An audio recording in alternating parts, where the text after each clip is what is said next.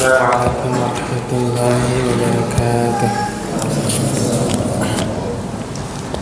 Alhamdulillah, wassalatu wassalamu ala rasulillah wa ala alihi wa ashabihi wa man tabi'ahum bi ihsanin ila yaumil ba'd. Alhamdulillah, pada malam hari ini, malam keberapa sekarang Pak? 21. Subhanallah, bisa kita bilang 2 bulan 1 pekan lagi bulan Ramadan.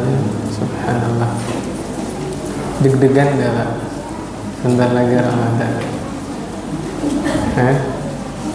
Kita kan kalau ketemu sama orang yang spesial kan, ada canggung, ada rasa gugup ya. Saya kira bapak-bapak juga gak sabar ketemu bulan Ramadan. Ada apa Pak di bulan Ramadan? THR, Lailatul Qadar ya. Itu salah satu cara yang menjadi sebab kita diselamatkan dari kemarahan Allah Subhanahu wa taala, yaitu mudah-mudahan kita dapat Lailatul Qadar. Kalau kita beramal soleh bertepatan dengan Lailatul Qadar, pahalanya berapa? Lebih baik dari 1000 bulan. 1000 bulan itu hitung-hitungannya 83 tahun lebih. Bukan sama Pak ya, bukan sama seperti 84 tahun, bukan. Lebih baik, khairum min alfi syahr. Nah, itulah alasannya kenapa di 10 malam terakhir para nabi ya, Nabi Muhammad SAW dan para sahabat tidak tidur. Subhanallah, menghidupkan malam. Makanya saya salut sama teman-teman yang ngambil cuti ya. Subhanallah ya, kalau cutinya sayang dipakai 10 hari itikaf, dia ambil cuti di malam-malam ganjil. Nah, minimal kan ya, sedang.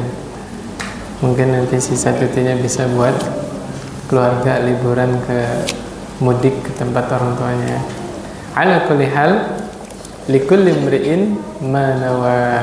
Setiap orang mendapatkan apa yang dia niatkan. Kita hari ini akan membahas tentang menghukumi seseorang secara zahirnya. Kenapa? Karena kita tidak bisa melihat hati seseorang. Salah satu contoh dari Nabi SAW bagaimana Nabi menghukumi seseorang secara zahir, yaitu Nabi tidak membunuh orang munafik di zaman Rasulullah SAW. Padahal kalau kita lihat sirah, sejarah, orang munafik di zaman Nabi itu nifaknya nifak amali atau nifak i'tiqadi. Nifak apa Pak? Nifak amali itu apa? Perbuatan. Kafir enggak? Nifak amali, orangnya, pelakunya kafir tidak? Tidak. Kita semua punya potensi jadi orang munafik, dalam kurung nifak amali, yaitu seorang muslim yang dia melakukan sifat-sifat orang munafik. Di antaranya apa? Bohong. Ada di sini yang nggak pernah bohong sama sekali selama hidupnya? Nggak ada Pak. Saya juga pernah bohong ya. Khianat, apa lagi? Jika dipercaya berkhianat, jika berkata berdusta. Apa lagi Pak? Mengingkari janji, terutama orang tua ini. Kadang-kadang tidak disadari, janji sama anaknya kemana ya? Karena kadang-kadang kita meremehkan, ngapain sih ke sana? Padahal udah janji. Nah, Nah, dia tidak keluar dari Islam. Tapi kalau nifaq i'tiqadi itu adalah orang kafir yang menyembunyikan kekafirannya, tapi menampakkan keislaman. Jadi zahirnya Islam, tapi di dalam hatinya benci kepada Allah, benci kepada Rasulullah SAW, benci kepada Islam. Makanya di antara pembatal keislaman adalah benci kepada salah satu syariat Allah Subhanahu wa taala, batal keislaman. Hati-hati, Pak. Ya. Karena tidak semua syariat itu enak. Betul nggak, Pak? Tidak semua syariat enak. Contohnya apa? Sabar. Oh, itu sabar itu terhadap ujian, subhanallah.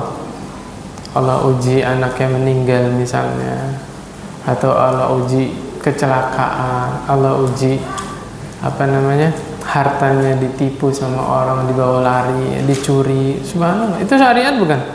Syariat. Hati-hati ya. Salah satu pembatal keislaman adalah syariat, membenci syariat Islam. Saya tanya jamaah sekalian, orang munafik yang hidup di zaman Rasulullah SAW itu nifaknya nifak apa? I'tiqadi.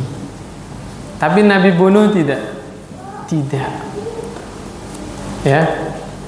Bahkan para sahabat minta izin kepada Rasulullah untuk memenggal kepalanya ya. Siapa? Umar ibn Khattab ya. Apa kata Nabi? Jangan. Aku tidak mau ada yang berkata Muhammad membunuh sahabatnya. Jadi Nabi mengajarkan kepada kita hukumi seseorang secara zahir. Walaupun Allah jelaskan orang munafik itu pura-pura masuk Islam. Mana dalilnya? Ketika mereka meninggal, Nabi dilarang oleh Allah menyolati mereka. Ya, tidak pantas bagi seorang Nabi menyolati orang yang sudah jelas dia itu musuh Allah. Ya kan jelas itu orang munafik. Tapi Nabi tidak bunuh, Nabi tidak perangi. Kenapa? Nabi mengajarkan kepada kita hukumi seseorang secara zahir. Nah sekarang ini jadi khilaf juga di kalangan ulama ya. Lalu bagaimana kalau ada orang yang tidak sholat?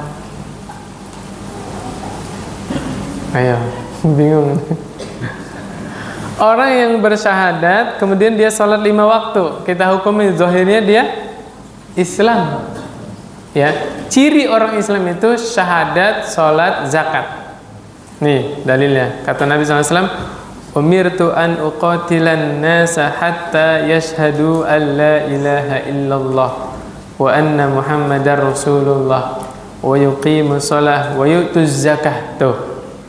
Kata Nabi, aku diperintahkan untuk memerangi manusia. Sampai kapan? Sampai manusia itu bersyahadat, ya, sholat, zakat. Kalau dia syahadat, dia sholat, dia zakat, fa idza fa'alu dzalika asamu minni dima'ahum wa amwalahum illa bihaqqil Islam. Orang Islam tadi dijaga darahnya, dijaga hartanya. Tidak boleh dibunuh, ya nggak boleh diganggu orangnya, hartanya nggak boleh diambil.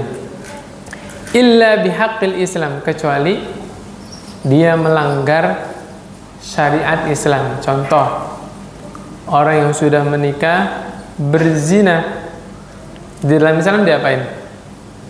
Dirajam sampai meninggal. Kafir tidak? Tidak, dia muslim. Tapi dengan sebab dia melanggar hukum Allah, maka ditumpahkan darahnya. Di antaranya apa lagi?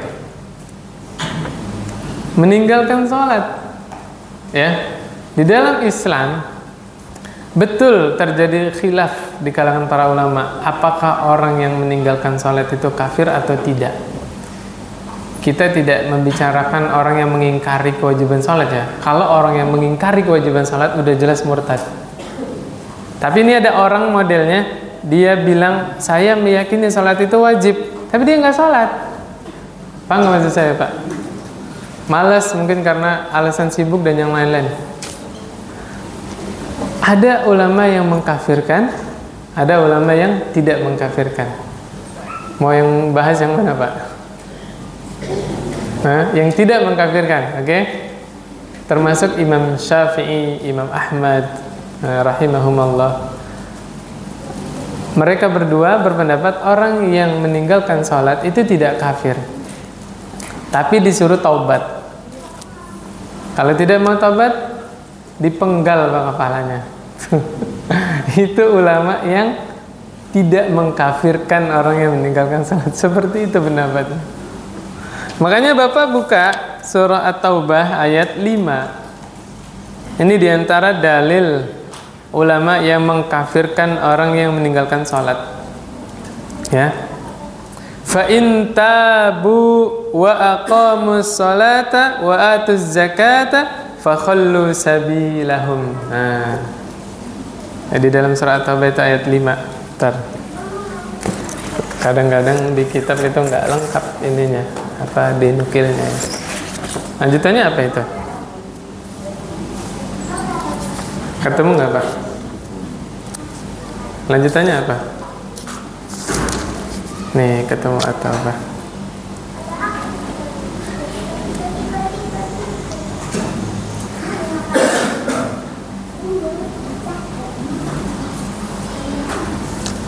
Ya, intinya di situ kalau mereka bertobat, mereka mendirikan sholat, menunaikan zakat, fakhallu sabilahum. Ya, maka berilah jalan. Maksudnya mereka adalah saudara kita.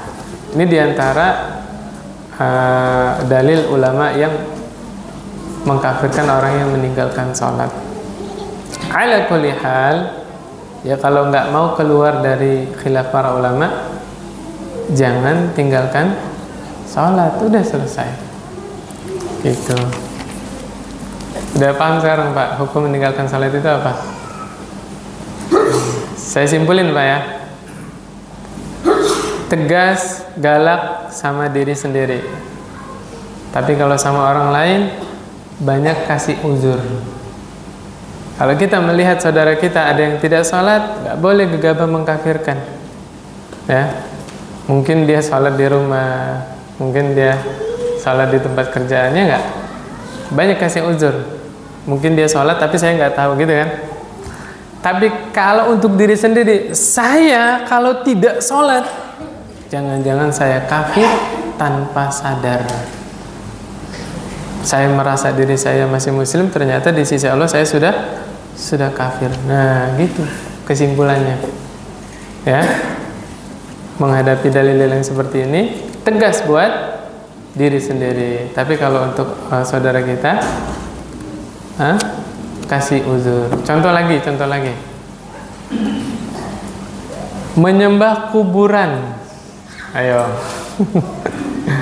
Minta kepada orang yang sudah meninggal. Itu dosa syirik. Syiriknya syirik asghar atau syirik akbar? Apa bedanya syirik asghar sama syirik akbar? Besar sama kecil. Betul, Pak, betul. Syirik asghar itu syirik yang bagaimana? Pelakunya tidak keluar dari Islam. Syirik asghar, contohnya riya. Itu syirik asghar itu, sum'ah, ya. Apa lagi, Pak? Ujub juga, ya. Ujub syirik bukan, Pak? Ujub itu pintu menuju kesyirikan. Ujub dulu, baru sombong, baru kafir. Kan jalannya iblis gitu kan? Udah pernah diceritain ya. Ujub dulu, habis ujub dia sombong, habis sombong baru kafir, ya. Na'udzubillah min dzalik. Adapun syirik akbar, pelakunya keluar dari Islam. Contohnya orang yang minta kepada selain Allah, ya, berdoa kepada selain Allah. Minta ke kuburan. Biasanya kuburannya kuburan preman apa kuburan orang soleh, Pak? Orang soleh, ya. Hati-hati. Nah, itu gimana? Oke, kita tahu ilmunya, teorinya. Minta kepada selain Allah, ya, berdoa kepada orang soleh yang sudah meninggal, itu salah satu syirik akbar. Terus kita ngedengar tetangga kita begitu, langsung kita musyrik kan? Ayo. Nah, tadi kaidahnya galak sama diri sendiri. Saya kalau minta ke orang soleh yang sudah meninggal, saya kalau minta ke kuburan, saya musyrik. Nah, tapi kalau orang lain belum tentu, bisa jadi dia belum tahu hukumnya, ya kan? Nah, adapun urusan kita ini orang awam, bukan hakim. Orang yang memutuskan dia syirik, dia muslim, dia murtad, dia masih muslim, itu ranahnya siapa? Hakim. Ya, biarkan hakim yang memutuskan. Gitu. Kita doakan saja. Jelaskan silakan, ajak kepada kebaikan silakan, doakan silakan. Bukan tugas kita memvonis. Tapi gimana Pak? Misalnya nih, saya punya atasan, ya, manajer atau direktur lah. Itu saya lihat langsung Pak, bikin sesajen, ya, kembang 7 rupa segala macam. Terus dia jadi imam di pabrik. Gimana Pak? Ya, ini terjadi nih Pak, ini terjadi, makanya saya bahas. Misalnya atasan saya nggak mungkin ya. Atasan saya ke ustadz semua. Jadi pabrik lah misalnya direkturnya atau manajernya. Betul ngelihat langsung. Bahkan terang-terangan gitu, bikin sesajen, kembang 7 rupa segala macam lah. Gimana tuh? Yang bikin sesajen itu kembang 7 rupa ngimamin sholat zuhur di pabrik. Bapak ikut sholat nggak? Hah? Sholat di belakangnya tidak? Nah, makanya nanti di buku fikih ada bab sholat itu, sholat mufarokoh atau munfarid. Gimana itu caranya? Ya, dia zahirnya berjamaah tapi niatnya sholat sendiri. Karena kita berilmu, kita udah tahu hukumnya, ya. Kecuali kita nggak tahu apa-apa, kalau manajer kita minta ke dukun misalnya, nggak tahu, itu mah la yukallifu nafsan illa wus'aha. Tapi ini kita ngelihat jelas. Nah, untuk kehati-hatian boleh sholat sendiri, ya, karena sholat berjamaah itu bukan perkara remeh, ya, berkaitan dengan akidah keyakinan imamnya juga. Wallahu a'lam bishawab. Walaupun kita tidak mengkafirkan, ya, demikian. Nah, pertanyaannya kemarin kita bahas sedikit. Nabi bilang tadi gimana? Aku diperintahkan memerangi manusia sampai manusianya bersyahadat, sholat, zakat. Apakah setiap orang kafir boleh kita perangi, boleh kita bunuh? Boleh nggak Pak? Tidak. Kemarin sudah dibahas, ya. Ada 3 jenis orang kafir yang tidak boleh diperangi. Masih ingat nggak Pak? Zimmi, mu'ahad, musta'man. Terus orang kafir yang boleh dibunuh, boleh diperangi, kafir yang bagaimana? Harbi, kafir harbi. Contohnya jelas yang di Palestina itu, orang-orang Yahudi, orang Zionis, itu halal darahnya, itu halal diperangi. Nah, Bapak punya tetangga orang Kristen misalnya, boleh nggak diperangi? Nyalain petasan kembang api, arahin ke rumahnya, boleh nggak? Nggak boleh. Ya, kita punya aturan, ya. Apa itu kafir zimmi? Orang kafir yang hidup di negeri muslim. Dia ikut aturan negeri itu, diantaranya bayar pajak. Makanya kalau kita belajar fikih, hukum asal, ini hukum asal Pak, ya. Kewajiban bayar pajak itu kewajiban bagi orang kafir. Ya, bahasa Arabnya pajak apa? Jizyah. Di antara tugas Nabi Isa nanti turun ke bumi itu menghapus pajak, Pak. Kan orang Islam bayar pajak kan? Nah, nanti Nabi Isa alaihissalam turun menghapus pajak. Menghapus pajak, membunuh babi, menghancurkan salib. Di antara tugasnya Nabi Isa alaihissalam. Jadi Bapak mau bebas pajak, hidup sampai Nabi Isa turun, Pak. nanti dihapus pajaknya. Keburu tua duluan ya. Oke, yang kedua apa tadi? Mu'ahad. Kafir mu'ahad itu yang bagaimana? Yang terikat perjanjian damai. Kalau dulu orang Yahudi yang tinggal di Madinah, kemudian Nabi mengadakan perjanjian damai dengan musyrikin Mekah. Di perjanjian apa itu? Hudaybiyah. Nah itu nggak boleh dibunuh, ya. Nah kalau sekarang Indonesia punya hubungan bilateral ya, multilateral, benar nggak sih?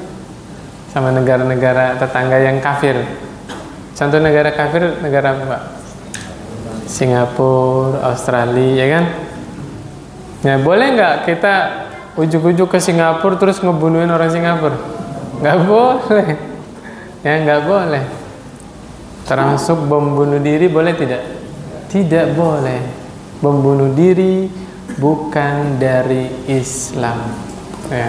Tidak boleh membunuh diri. Bunuh diri haram tidak? Bunuh diri sendiri haram, kemudian penyebab dia bunuh diri memudaratkan orang lain, haramnya double Pak, kuadrat. Iya, haramnya double ya.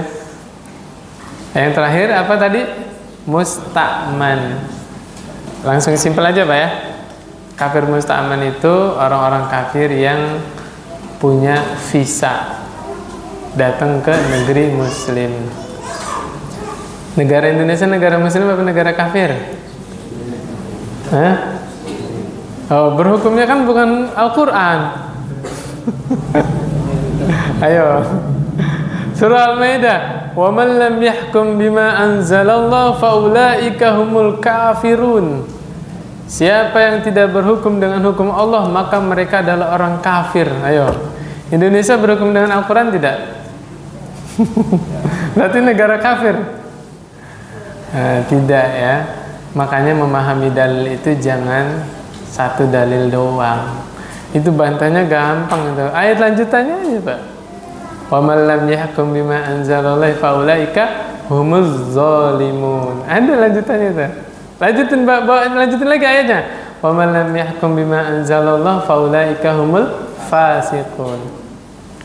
Jadi keadaan orang yang berhukum dengan hukum selain Allah, kadang dia kafir, kadang dia zalim, kadang dia fasik. Kapan kafir? Ayo, kapan kafir? Ketika meyakini ada hukum buatan manusia lebih baik daripada hukum Allah, kafir Pak. Ya. Nah, tapi kalau kita meyakini bahwa Al-Quran itu sebaik-baik hukum, tapi kita nggak punya kekuatan untuk merubah keadaan itu, tidak sampai kafir. Kita meyakini Al-Quran itu adalah hukum yang terbaik, sebaik-baik hukum yang Allah turunkan. Dan lagi kalau di dalam hadis, ya kesimpulannya ya, di suatu negeri tegak syiar-syiar Islam, maka disebut negeri Muslim. Coba googling Pak, negara dengan penduduk terbesar kaum muslimin di mana? Indonesia. Sampai 200 juta kan. Orang kafirnya berapa persen doang Pak? Ya orang kafirnya cuma berapa persen doang. Terus kok kita penduduk besar paling mayoritas kaum muslimin di Indonesia kok nggak bisa menegakkan syariat Islam? Ayo, hah? Berarti kita masih butuh belajar akidah, belajar tauhid. Ya, kenapa? Boleh buka sirah. Seluruh nabi dan rasul dakwahnya itu dimulai dari apa? Dari tauhid Pak. Gak ada nabi datang ujuk-ujuk mengharamkan khamr, mengharamkan, enggak. Yang dibina apanya dulu? Tauhidnya dulu Pak. Karena akidah seseorang kalau sudah lurus, Allah bilang apa aja tunduk patuh Pak. Sami'na wa ata'na. Nah masalahnya di situ. Ini akidahnya belum benar, masih ada yang minta ke kuburan, masih ada yang ke dukun, masih ada yang pakai jimat. Tegakkan syariat Islam, bisa nggak Pak? Nggak bisa Pak. Kalau yang saya pelajari Pak ya, tegaknya syariat Islam itu adalah buah dari ketakwaan. Suatu negeri kalau penduduknya semua bertakwa, takut kepada Allah, tauhidnya benar, itu Allah kasih buah, bonus lah bahasanya. Nah, bonusnya itu adalah tegaknya syariat Islam. Makanya Allah tidak membebani kita menegakkan syariat Islam di satu negeri, enggak. Mana dalilnya? Kalau kita punya kewajiban menegakkan syariat di suatu negeri, ada dalilnya nggak, Pak? PR cari nanti ya. Ya kalau untuk pemimpin mungkin ya kewajiban. Kita kan yang kita bicarakan orang awam ini yang nggak punya kekuatan apa-apa. Nah, kewajiban kita menegakkan syariat Islam pada diri dan keluarga. Qu anfusakum wa ahlikum nar. Udah selesai. Kita nanti di hadapan Allah nggak ditanya, kamu lebih pro Pancasila atau Al-Quran? Enggak, Pak. Tapi ditanya, tegakkah hukum Islam pada keluargamu? Istrinya pakai jilbab? Enggak. Itu yang ditanya nanti, Pak. Anak perempuannya pakai jilbab? Enggak. Di rumahnya suka dengar musik apa dengar Al-Quran? Nah, itu yang ditanya nanti. Itu yang ditanya. Demi Allah ditanya itu, Pak. Anak-anaknya sholat atau enggak? Itu yang ditanya. Kadang-kadang kan sebagian orang semangat ngurusi politik, ngomongnya itu luas kemana-mana. Dia lupa yang ditanya sama Allah adalah masalah keluarganya sendiri, sholatnya, wudhunya, bacaan Qur'annya. Nih, nanti di akhirat kalau ketemu saya tagih, Pak ya. Iya, Pak. Saya bilang nih, Pak, anak Bapak tidak bisa ngaji, tidak bisa baca Quran, terus Bapak nggak pernah ngajarin dia, tanggung jawab, Pak. Ditanya, Pak, itu tanggung jawab Bapak. Nah, kalau Bapaknya nggak bisa ngaji, minimal ada usaha. Anaknya dititipin ke TPA atau ke tempat ngaji. Itu ada usaha tuh. Nanti ditanya di depan Allah, bisa jawab Bapak. Sudah ada usaha. Atau manggil ustadz ke rumah, ya. Atau anaknya dianterin ke rumah ustadznya. Ada usaha. Biar nanti ustadznya yang marahin bapaknya. Bapak nggak bisa ngaji, kok nggak belajar ngaji? Sini ikut belajar. Anaknya suruh belajar ngaji, bapaknya main HP. Ada ya? Enak aja. Kan ada yang punya prinsip, anak saya harus lebih baik daripada saya. Bagus nggak prinsipnya? Bagus. Tapi pertanyaannya, kenapa Bapak tidak ikut belajar? Pertanyaannya di situ kan. Kalau saya mau nyelekit, omongan nyelekit gampang, Pak. Bapak udah berapa puluh tahun jadi orang Islam, kok sampai sekarang belum lancar baca Quran? Nyelekit nggak, Pak? Kurang kasar, saya kasarin lagi nih, Pak. Berapa puluh tahun kita jadi orang Islam, kok baca Al-Qurannya belum lancar? Belum lagi nanti saya tanya, berapa puluh tahun kita jadi orang Islam, nggak ngerti bacaan sholat?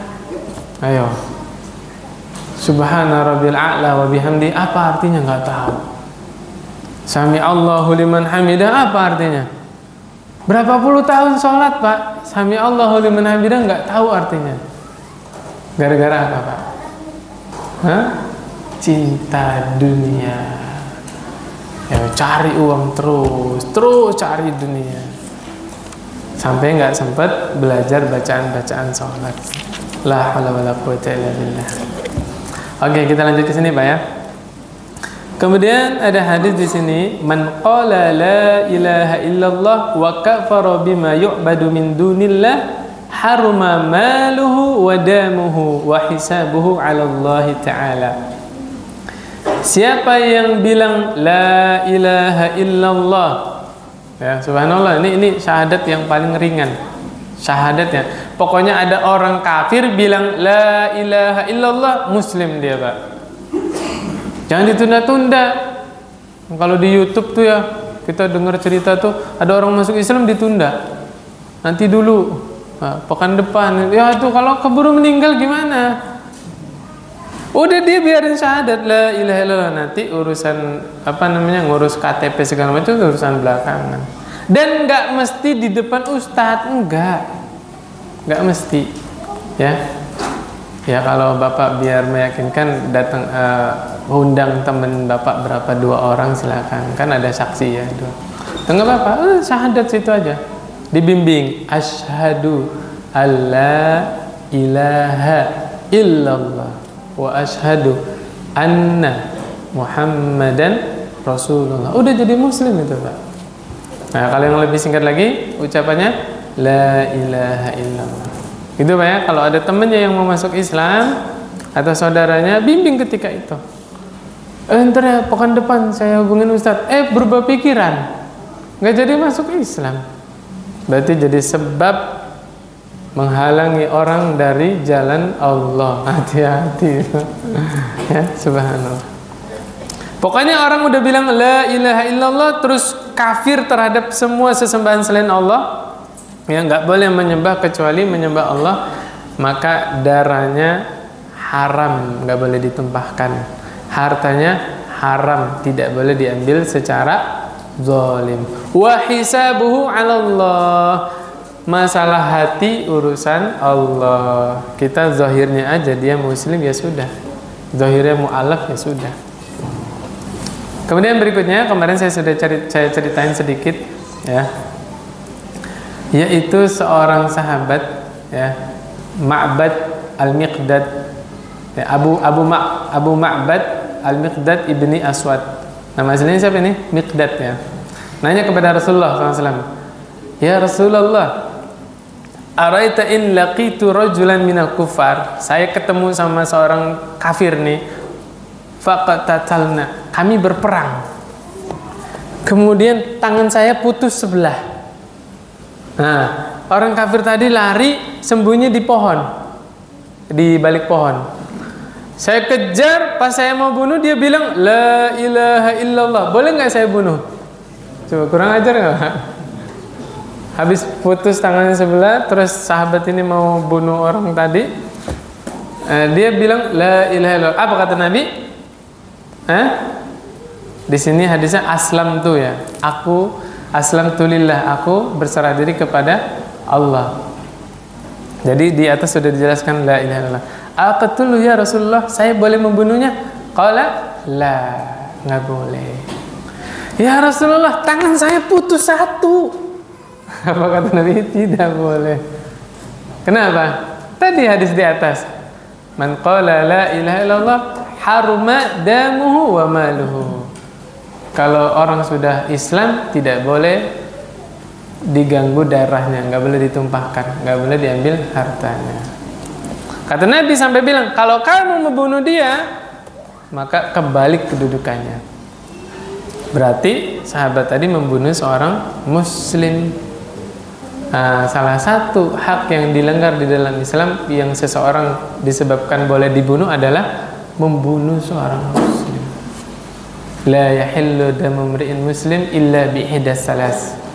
Tidak halal darah seorang muslim kecuali karena 3 sebab. As-sayyibuz zani wan nafsu bin nafsi wa tariku lidinihi al-mufariqu lil jamaah. Yang pertama, orang yang sudah menikah berzina, dirajam sampai meninggal. Kemudian orang yang membunuh. Yang ketiga, murtad. Orang yang murtad itu hukumnya di dalam Islam dibunuh, Pak. Di dalam Islam. Di Indonesia dibunuh nggak, Pak? Dijadiin konten. Ada orang murtad malah dijadiin konten, ya kan? La haula wala quwwata illa billah. Gitu, Pak ya.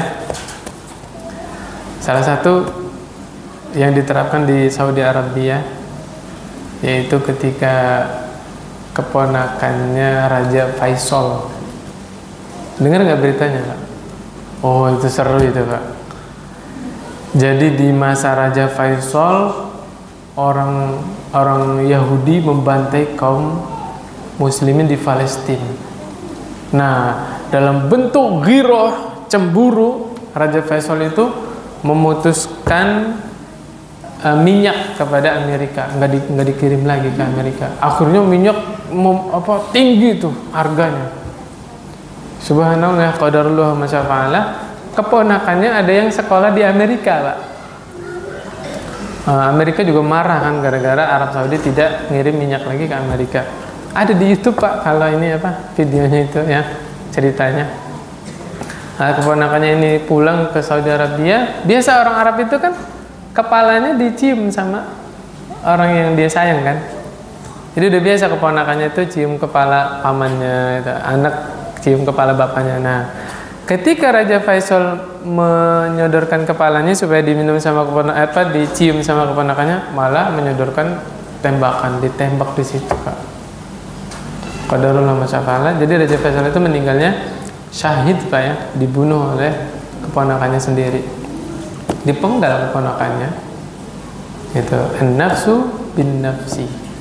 Yang menyebabkan seseorang dibunuh karena dia membunuh jiwa yang diharamkan.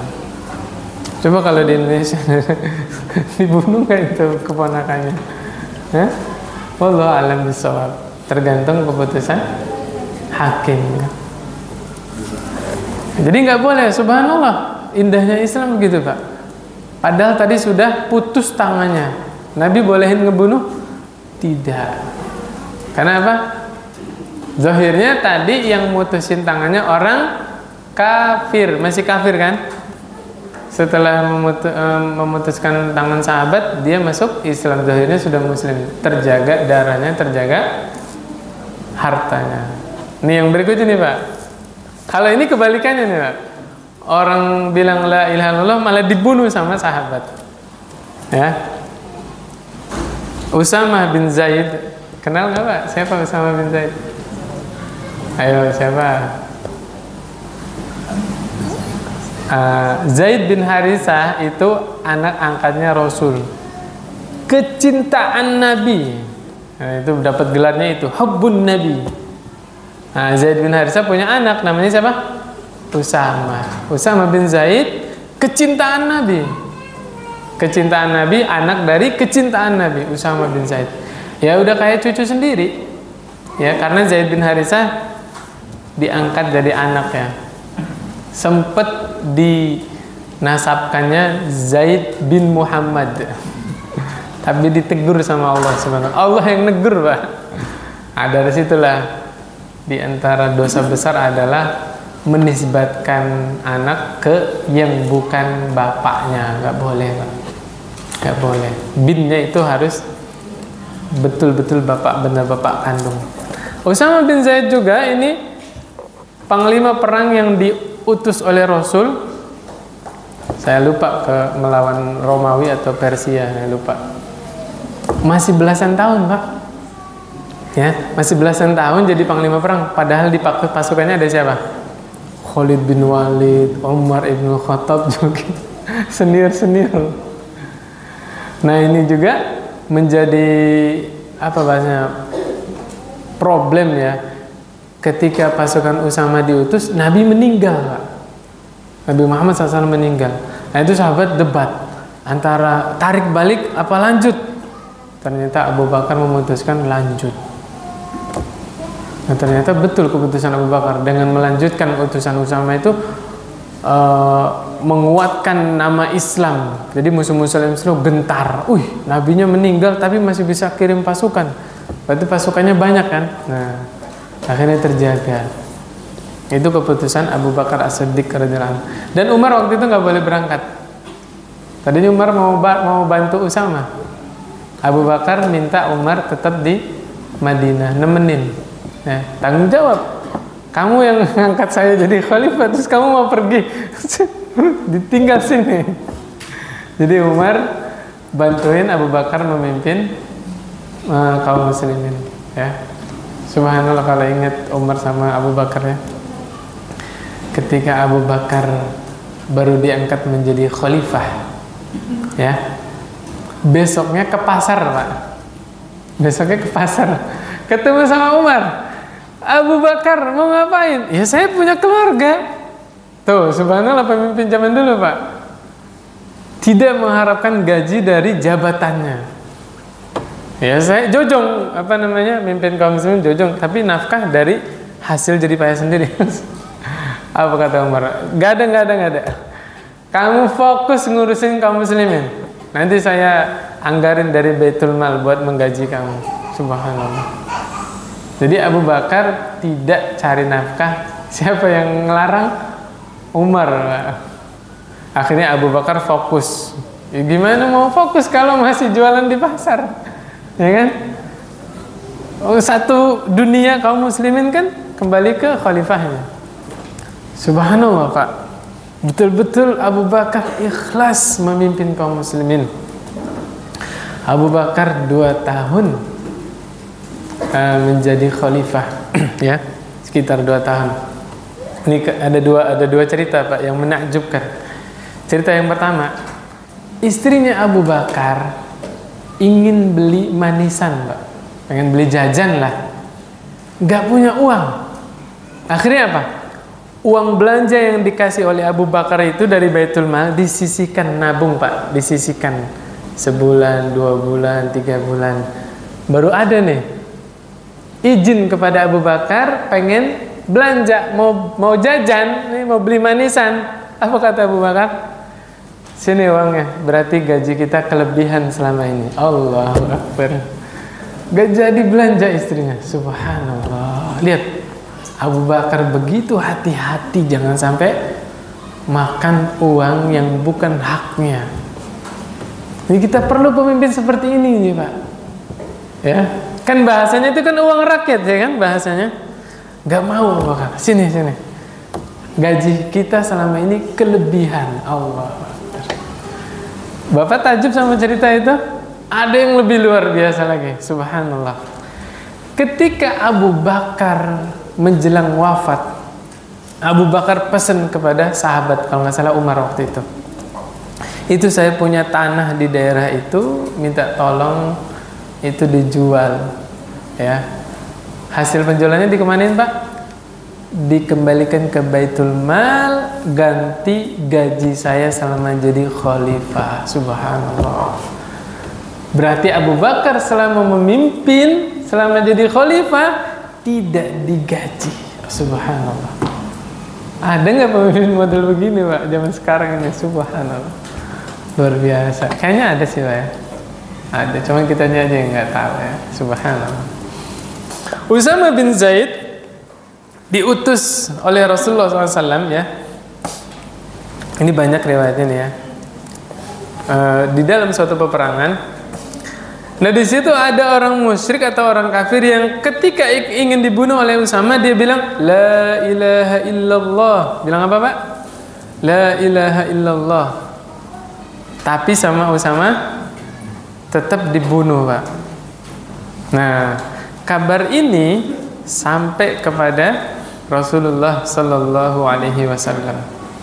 Jadi sahabat yang lain sudah membiarkan karena dia sudah bersyahadat, ya, la ilaha illallah, sama Usama tetap dibunuh sama tombak, Pak, ditikam dari belakang.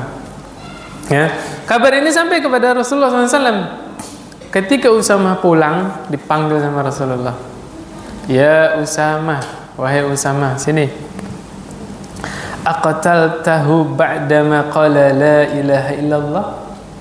Kamu bunuh orang setelah orang itu bilang la ilaha illallah? Qultu ya Rasulullah innama kana muta'awwizan.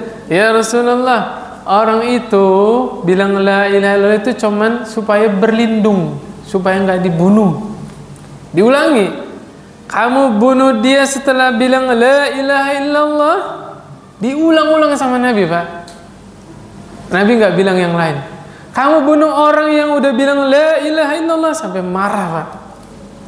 Sampai para sahabat Usama bilang itu, tamannaitu anni lam akun aslamtu. Coba guys, sampai bilang begitu sama. Saya berangan-angan seandainya ketika itu saya belum masuk Islam. Paham nggak kata-kata itu, Pak? Hah? Kok Usama berangan-angan ketika itu masih kafir? Bukan, maksudnya karena para sahabat paham betul keislaman seseorang itu menghapuskan seluruh dosa semasa kafir. Berarti dosa bunuh orang ini bukan dosa ringan. Di dalam riwayat kata Nabi SAW, sungguh hancurnya dunia ini beserta isinya di sisi Allah lebih ringan daripada hilangnya satu nyawa seorang muslim. Tuh, Pak, dosanya membunuh seorang muslim itu dosanya seperti itu. Musnah, binasanya bumi seisinya hancur, itu di sisi Allah lebih ringan daripada hilangnya satu nyawa seorang muslim. Udah kebayang Pak dosanya seperti apa bunuh seorang muslim? Ya, subhanallah. Itu satu riwayat begitu ya. Riwayat yang lain dijelaskan ketika Usamah membunuh itu, ya, kata Nabi SAW, afala syaqaqta an qalbihi hatta ta'lama aqalaha am la. Kan tadi Usamah bela diri, ya Rasulullah, dia bilang la ilaha illallah itu pembelaan supaya dia tidak dibunuh. Apa kata Nabi? Kenapa kamu tidak belah dadanya itu, dilihat hatinya sekalian? Apakah dia mengucap la ilaha illallah itu karena berlindung supaya tidak dibunuh? Sampai kayak gitu Nabi marah. Nabi memandang begitu berharganya nyawa seorang muslim. Saya pernah nanya di sini, Bapak tahu Hajar Aswad mulia ya? Subhanallah. Ka'bah mulia Pak? Ya. Kalau ada orang nginjek gambar Ka'bah, Bapak marah tidak? Ya. Marah nggak? Marah Pak. Kok sejadahnya masih gambar Ka'bah itu? Saya heran. Loh, ini serius ini saya serius walaupun sambil ketawa ngomongnya. Serius ya Pak? Coba KTP Bapak diinjek sama orang, marah nggak? Hah? KTP-nya loh bukan orangnya, marah kan Bapak? Nah sekarang ada gambar Ka'bah diinjek, marah nggak Bapak? Marah. Kenapa? Iman, ghirah, kita memuliakan Ka'bah, ya kan? Ya. Ya kalau Bapak sejadahnya masih ada gambar Ka'bahnya, jangan injek pas gambarnya lah. Biasanya udah cium ya. Tapi next time beli sejadahnya yang jangan gambar masjid, jangan gambar Ka'bah, gitu aja Pak. Gimana sejadah yang di rumah? Ya kan pikirnya pasti gitu kan. Ke depannya ya beli sejadahnya yang polos, jangan ada gambar masjid, jangan ada gambar Ka'bah. Saya tanya Pak, Ka'bah itu mulia, subhanallah, Allah muliakan, ya, para malaikat memuliakan Ka'bah. Dari zaman Nabi Ibrahim kan, seluruh kaum muslimin memuliakan Ka'bah. Saya tanya Pak, lebih mulia mana Ka'bah sama seorang muslim? Seorang muslim Pak.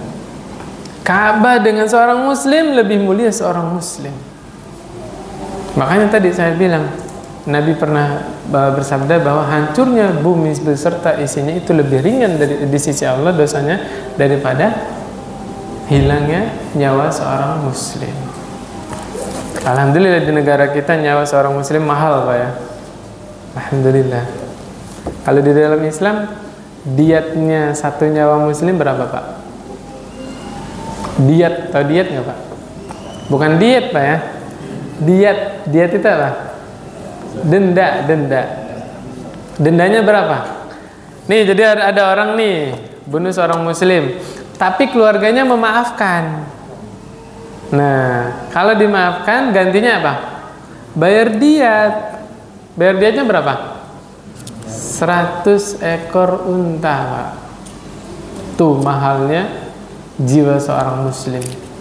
Kalau gak dimaafkan, dibalas dibunuh. Tapi kalau dimaafkan, gantinya bayar 100 ekor unta. Nah, Bapak searching 1 ekor unta berapa? 100 juta apa 50 juta? Kali 100. Ayo. Kalau 50 juta 5M, 5 miliar. Masih merasa miskin, Pak? Ayo. Kita ini mahal loh, Pak. Minimal harganya berapa? 5 miliar. Saya tanya, yang masih punya bapak, mau bapaknya dibunuh diganti 5 miliar? Gak mau, berarti kita itu kaya, Pak. Anaknya mau dibunuh diganti 5 miliar? Nah, syukur, Pak. Alhamdulillah.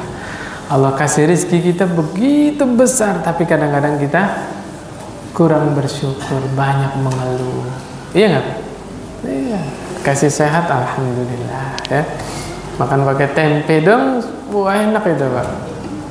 Iya, makanya siang-siang tempenya baru matang, dibecek di atas sambal, di atas cobek. Mantap itu. Bener, Pak? Temennya ikan asin sama sayur asam ya.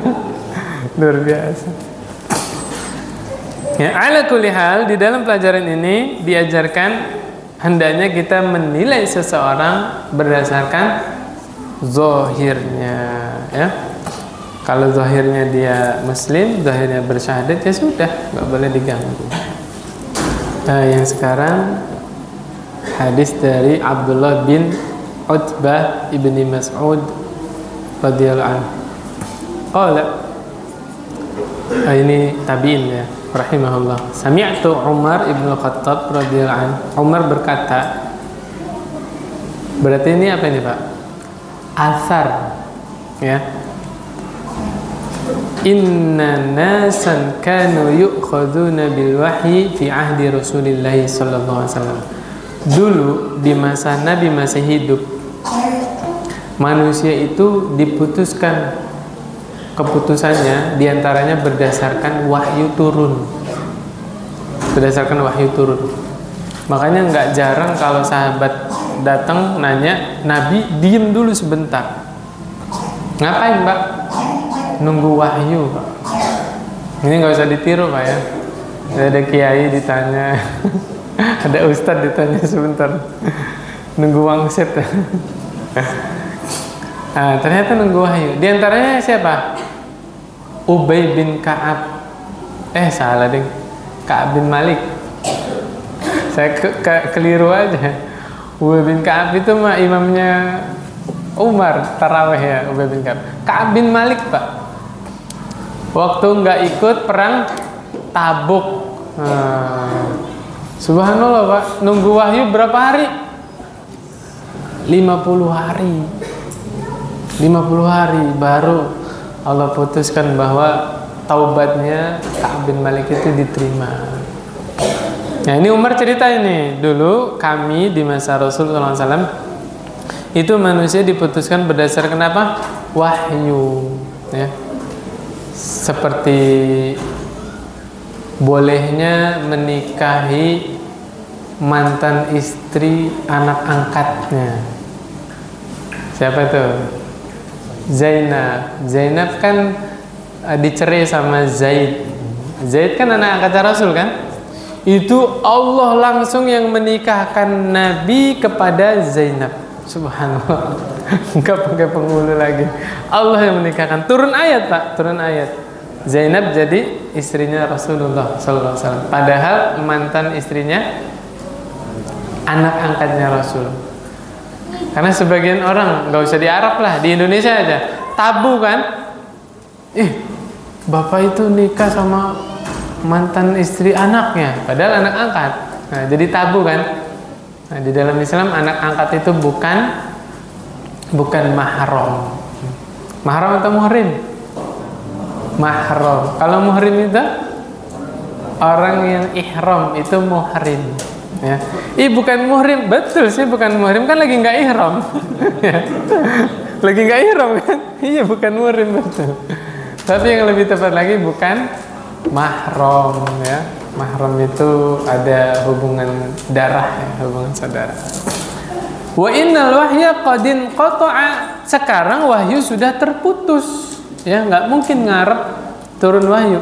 Wa inna ma na'khudhukumul an bima dhahara lana min a'malikum. Kata Umar, maka kami memutuskan kalian sesuai dengan yang nampak. Amalan kalian bagaimana? Ya, kelihatannya orang baik, suka ke masjid, ya sudah dia orang baik, titik. Gitu. Urusan hati, urusan Allah Subhanahu wa taala. Ya. Makanya dulu waktu kita SD, ya, ada teman kita ngasih sesuatu, jatuh. Nggak ikhlas ngasihnya. Bener nggak? Nggak boleh nuduh kayak gitu tuh. Ya nggak boleh. Sok tahu itu namanya. Ya kan namanya musibah ya, mungkin pas ngasih megangnya nggak bener akhirnya jatuh, kan kita nggak tahu. Nggak boleh nuduh. Berarti kita nggak boleh memvonis orang ibadahnya tidak ikhlas, nggak boleh. Contoh. Saya tidak setuju dengan orang yang ngaji di speaker habis taraweh itu misalnya ya. Nah, terus saya boleh nuduh mereka yang ngaji di speaker ria, boleh tidak? Tidak boleh. Sama diri sendiri galak. Waduh, saya nggak kuat kalau saya ngaji di speaker, kayaknya saya bakal ria. Saya mengharapkan pujian masjid. Itu saya. Tapi kalau ada orang yang ngaji husnuzon, mungkin maksudnya biar orang lain yang dengar kebawa ikut ngaji, gitu ya. Husnuzon aja. Husnuzon, kok ditungguin nggak selesai-selesai sampai jam 12 malam ini. Waduh, di akhirat saya tuntut kamu. Saya mau tidur sahur sampai kesiangan misalnya. Ya awalnya husnuzon ya, tapi kalau jam 12 belum beres, mudarat juga ya. Nah, jadi nggak boleh ya. Tidak boleh menuduh atau menghukumi hati seseorang. Gitu. Nah, selesai. Walaupun ini masalahnya nanti agak rumit loh Pak. Contoh. Ini contoh. Ada seorang pemuda melamar seorang wanita. Yang didatengin siapanya nih? Bapaknya. Bapaknya bilang dengan halus, punten, dek, nak misalnya ya. Anak saya ini yang nomor 3 ini masih butuh bekal, masih harus belajar. Oh iya saya tunggu Pak. Wah itu nggak ngerti namanya Pak. Itu kalau bapaknya bilang anak saya masih mau belajar, itu antum ditolak artinya. Jangan ngeyel. Nah kan saya bilang apa? Agak rumit ya, agak rumit. Nah, itu kita juga harus pahami bahasa-bahasa begitu. Karena kan sebagian bapak kan nggak mau nyakitin hati orang juga ya. Gitu, hati-hati. Nah itu harus paham. Kayak dulu saya pernah ngobrol sama teman saya. Saya orang Jawa, teman saya orang Medan. Sama nggak adatnya Pak? Beda Pak. Di Jawa itu basa-basi nawarin makan Pak. Pak makan Pak. Oh ya monggo silakan. Ya kan? Jojong telat. Lah di Medan. Kita ngomongin teman saya ya, bukan semua orang Medan, teman saya. Di pondok Pak. Makan akhi, duduk Pak beneran. Datang orangnya. Kan kita bisa ngebayangin dia hati, ini orang basa-basi doang. Nah ini kita harus pandai ini. Bagaimana membaca gimmick orang ini, nawarinnya bener atau hanya basa-basi. Tapi saran saya, kita udah belajar ngaji ya, kalau nawarin beneran Pak. Kalau orang yang nggak mau ya sudah, syukur gitu Pak. Iya. Terus terang aja Pak. Misalnya Bapak lagi lapar, orang itu duduk beneran, dipotel aja. Kasih. Daripada dia makan setengah Bapak nggak ikhlas. Ayo. Ya gitu Pak ya. Ala kulli hal, secara umum memang kita menghukumi orang secara zahirnya. Tapi ada beberapa kita harus mempelajari perasaan orang lainnya. Subhanakallahumma wa bihamdika asyhadu an la ilaha illa anta astaghfiruka wa atubu ilaik. Assalamualaikum warahmatullahi wabarakatuh.